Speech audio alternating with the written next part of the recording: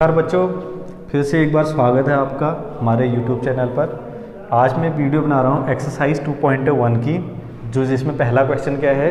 पहला क्वेश्चन है आपका कि निम्नलिखित व्यंजकों में कौन कौन एक चर में बहुपद है। मतलब ये जो व्यंजक दे रखे हैं आपको यहाँ तक 5th तक, इनमें कौन कौन एक चर में बहुपद है और कौन नहीं है।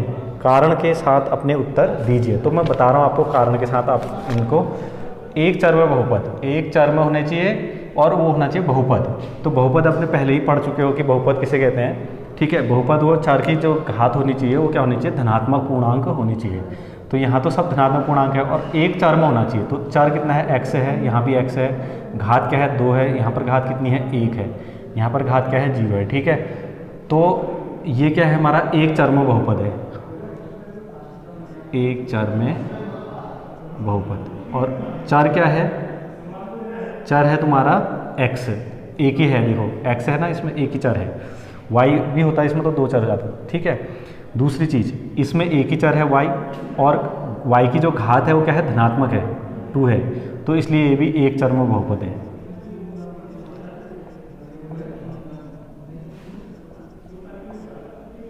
ये भी एक चर में बहुपद है। ठीक है, उसके बाद इसको देखते हैं। अब यहाँ पर देखो, यहाँ पर क्या लिख रखा है, 3 इंटू अंडररूट टी। टी मतलब यहाँ पर हमारा जो है चर है।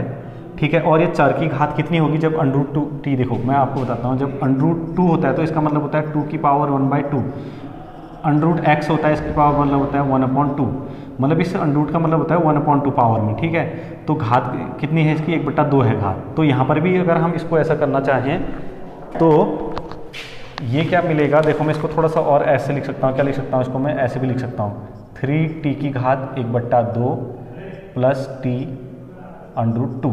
अब यहाँ पर जो हमारा चर की घात है, जो चर की घात है वो क्या आ गई, धनात्मक पूर्णांक नहीं है, क्या है, भिन्न में है, 1/2 में है। इसलिए ये क्या है, बहुपद ही नहीं है। चर तो एक ही है इसमें, लेकिन बहुपद नहीं है, बहुपद नहीं है।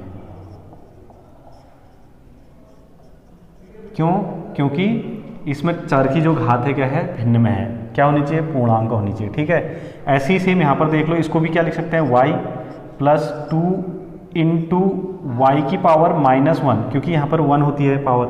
ठीक है, जब ऊपर आता है तो आपने घातांक नियम पढ़ा है, तो घात क्या हो जाती है, माइनस हो जाती है, ऋण हो जाती है, तो ऊपर ऋण आ गई। तो अब पूरा अगर देखें तो हम ये वाला जो एक व्यंजक है हमारा, इस टाइप का व्यंजक है। चर तो इसमें भी एक ही है, y है, लेकिन क्या है, ये बहुपद है ही नहीं। क्यों बहुपद नहीं है, क्योंकि घात क्या है इसकी, नेगेटिव आ गई है, जो -1 आ गया ना, बट्टे में है ना यहाँ पे, तो इसलिए क्या आ गया, ये बहुपद नहीं है,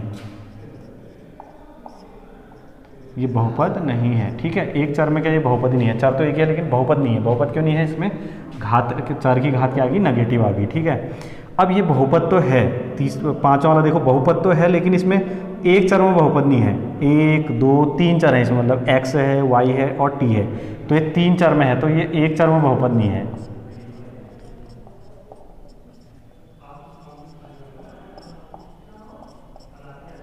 और कारण क्या है इसका, क्योंकि यहाँ पर 3 चर हैं, क्योंकि 3 चर हैं, और 3 चर कौन कौन से हैं, x, y और t। ठीक है, इसलिए एक चर में बहुपद नहीं है, 3 चर में बहुपद है, लेकिन ये बहुपद है। घातें देखो सब पॉजिटिव आ रखी, बहुपद तो है लेकिन एक चर में नहीं है। इसने कहा एक चर में बहुपद, तो एक चर में होना चाहिए और बहुपद होना चाहिए। तो पहला क्वेश्चन सॉल्व हो गया। दूसरा क्वेश्चन है आपका, दूसरा क्वेश्चन दिख रहा होगा आपको, निम्नलिखित में से प्रत्येक में x² का गुणांक लिखिए।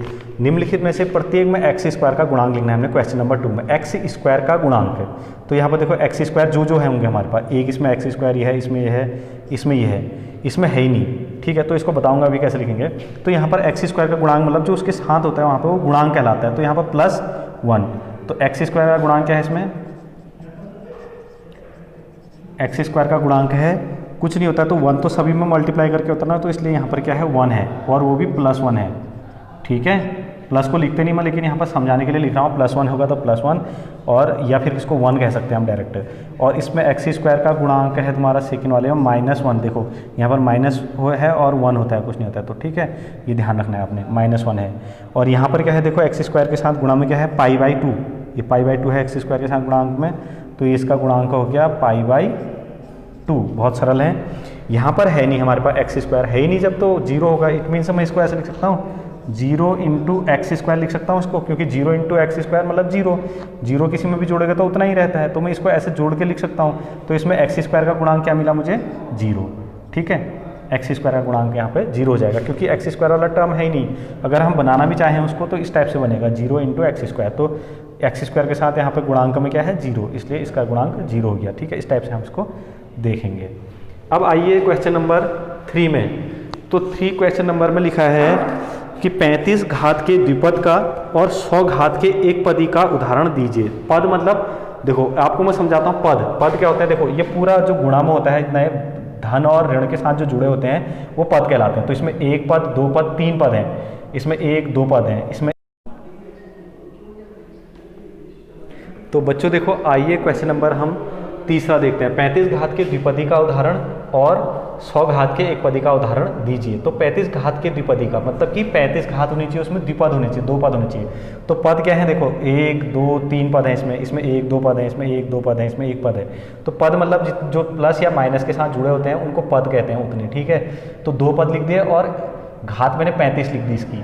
तो एक तो 35 लिखनी ही पड़ेगी मेरे को, दूसरा 35 से कम होनी चाहिए। दूसरा वाला जो 4 है हमारा वो वहाँ पे जुड़ा हुआ, उसमें 35 से कम होनी चाहिए। अगर ज़्यादा होगी, मान लो मैंने 36 लिख दिया, तो अब इस बहुपद जो पूरा बहुपद है इसकी घात 36 होगी। तो इसलिए क्या होनी चाहिए? दूसरे वाले की कुछ भी हो सकती है, 35 से कम कुछ भी हो सकती है, कुछ भी लिख सकते हो आप। या फिर ऐसे भी कह सकता हूँ मैं कि टी में ले लो आप, एक को 35 लिख दो प्लस यहाँ पर कुछ भी लगा सकते हो आप, 5 जो भी लगाना है आपको, या माइनस लगा सकते हो, ये भी हो गया।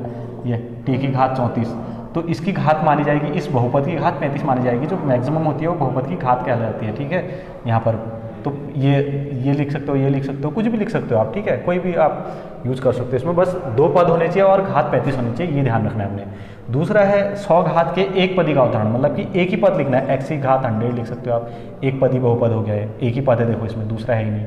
ठीक है, आप लिख सकते हो, या फिर ऐसे लिख सकते हो टी की घात 100, या फिर ऐसे भी लिख सकते हो 5t की घात 100, कुछ भी लिख सकते हो। तो ये हो गया या ये हो गया, या आप कुछ भी y में लिख सकते हो, या आप y में लिख दो। मैं 100 y टू द पावर 100 लिख सकता हूँ। देखो घात कितनी है इस बहुपद की? 100 है। 4 की अधिकतम घात को हम उस बहुपद की घात कहते हैं, ये भी याद रखना। ठीक है, तो इनमें से कोई भी एक एग्जाम्पल लिख सकते हो आप। चौथा क्वेश्चन है बहुपदों की घात, निम्नलिखित बहुपदों में बहुपद की घात लिखे। अब घात क्या होती है मैंने यहीं पर बता दिया, जो मैक्सिमम पावर होती है उसकी अधिकतम जो घात होती है वो उसकी बहुपद की घात कहलाती है। तो इसमें देखो अधिकतम 4 की घात क्या है? इसकी 1 है, इसकी 2 है, इसकी 3 है। तो ये पूरा जो है इसमें अधिकतम घात कितनी है? 3। तो इस बहुपद की घात होगी, बहुपद की घात 3 होगी। ठीक, इसमें देखो 4 की अधिकतम घात कितनी है? 2 है। 4 क्या है? y है, y की अधिकतम घात कितनी है? 2 है। तो बहुपद की घात होगी इसमें 2। ठीक, इसमें देखो t है, दिख रहा है। t की घात कितनी है? कुछ नहीं होता है, लिखते हैं तो जब क्या होता है 1 होता है, तो बहुपद की घात कितनी होगी? 1 होगी।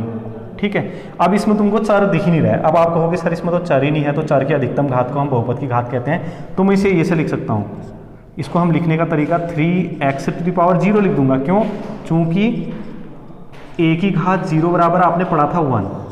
ठीक, इसलिए तो 3 इंटू 1 लिख सकता हूँ मैं, इसको ऐसे भी समझ सकते हो, 3 इंटू 1 लिख सकता हूँ, 3 कम 3। ठीक, अब इस 1 को क्या लिख सकता हूँ मैं? इस 1 को लिख सकता हूँ 3x की घात 0, x की घात 0 1 और 3 इंटू 1 3। ठीक है, इंटू होगा, 31 नहीं होगा, ऐसा नहीं है 3 1 हो जाए, ऐसा नहीं है, इंटू होता है। ठीक है, ये गुणा में होता है, तो इसलिए ऐसे लिख सकता हूँ। तो बहुपद की घात कितनी होगी बताओ? अब तो आ जाएगा आपको बहुपद की घात 0। ठीक है, तो ये अचर बहुपद भी कहलाते हैं, आपने पढ़ा होगा इसमें, अचर बहुपद भी कहलाते हैं। और घात कितनी होगी? 0 होगी। ये हमारे हो गए 3 क्वेश्चन। तो बच्चों आइए देखते हैं क्वेश्चन नंबर 5। इसमें क्वेश्चन नंबर जो 5 है आप किताब में देख लोगे। निम्नलिखित बहुपदों में कौन कौन बहुपद रैखिक हैं, कौन कौन द्विघाती हैं और कौन कौन त्रिघाती हैं। द्विघाती मतलब जिसकी घात 2 होती है, रैखिक मतलब जिसकी घात 1 होती है, और त्रिघाती मतलब जिसकी घात 3 होती है, वो बहुपद कहलाते हैं। ठीक है, तो अभी हमने पढ़ा था बहुपद की घात। अब इस बहुपद की घात कितनी हो पहले हम सब देखते हैं कि बहुपद की घात कितनी है। 2 घात है ना, तो ये हो गया द्विघाती बहुपद। बहुत सरल है, आपको समझने पड़ेंगे। तो इसमें x की घात अधिकतम कितनी है? 3, तो इसलिए इसको बोलेंगे त्रिघाती बहुपद। चर की अधिकतम घात, किसी भी उसमें चर की अधिकतम घात जो होती है उस बहुपद की घात कहलाती है। ठीक है, तो इसमें y है चर हमारा, y की अधिकतम घात कितनी है? 2 है। तो इसको बोलेंगे द्विघाती, द्विघाती बहुपद। ठीक, उसके बाद इसमें चर की घात कितनी है, चर x है हमारा, इसकी घात अधिकतम कितनी है, 1 है, लिखते नहीं है यहाँ पर 1 होती है। ठीक है, तो अधिकतम घात 1 है, तो ये हो गया रैखिक बहुपद, रैखिक बहुपद। ऐसा बहुपद, एक घाती बहुपद भी कह सकते हैं इसको, लेकिन ऐसा बहुपद जिसकी घात 1 होती है वो रैखिक बहुपद कहलाते हैं। मोस्ट इंपॉर्टेंट है ये वाला। ठीक है, उसके बाद इसमें चर की घात क्या है, 1 है, t है, t की घात 1 है, तो यहाँ पर रैखिक बहुपद हो गया ये भी। उसके बाद इसमें चर क्या है, r है, r की अधिकतम घात कितनी है, 2 है, तो ये द्विघाती बहुपद हो गया, द्विघाती बहुपद हो गया। इसमें x की अधिकतम घात मतलब चर की अधिकतम घात कितनी है, तो 3 है, तो त्रिघाती बहुपद हो गया ये।